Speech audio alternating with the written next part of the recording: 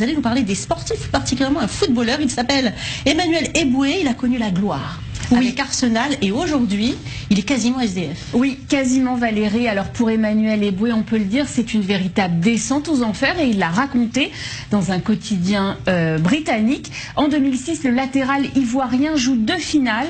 Et c'est le sommet de sa carrière sportive. À l'époque, il possède un manoir, il conduit des voitures très luxueuses. En 2012, son salaire est environ de 2,5 millions d'euros. Il joue aux côtés de Thierry Henry à l'époque, comme vous le voyez à l'écran. Donc à cette époque, on parle même de lui au PSG. Désormais, les trajets se font en bus et il esquive les huissiers. Là, c'est Emmanuel Eboué. Aujourd'hui, il est menacé de la saisie de tous ses biens, ceux qui lui restent. Ce natif d'Abidjan le dit, il ne vit que grâce à la solidarité de ses amis qui le dépannent et qui l'hébergent.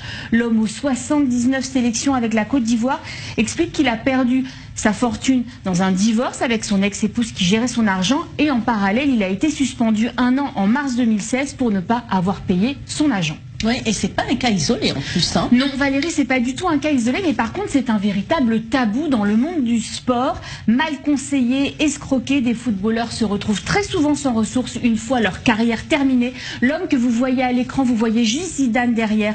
Il s'appelle Joaquim Fernandez et en janvier 2016, ce défenseur sénégalais qui avait évolué à Bordeaux aux côtés de Zizou et Dugarry, il était retrouvé mort de froid dans un hangar de Daumont où il vivait comme SDF. Il avait 43 ans. Alors, comment est-ce qu'on explique ces descenses aux enfers? Mauvais placement, dépenses excessives, impôts mal anticipés.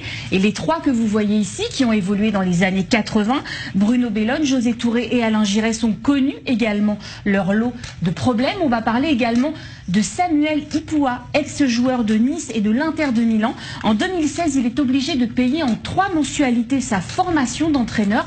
Ses coéquipiers se moquent de lui, mais certains finissent par lui dire que eux aussi ont de vrais problèmes financiers.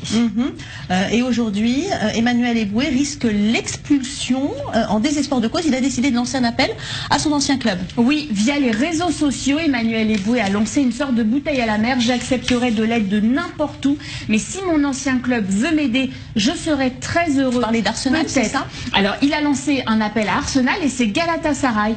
Il a joué pour le Galatasaray entre 2011 et 2015. Et ben, c'est le club turc. Je parle sous votre contrôle parce que j'y connais pas grand-chose en foot. Mais vous êtes parfait. Et voilà. Et bien, ce club lui a répondu. Il va peut-être, c'est pas encore fait, mais on croise les doigts pour lui. Il va peut-être assister l'entraîneur des moins de 14 ans. Voilà, la magie de Noël, ça existe, Valérie.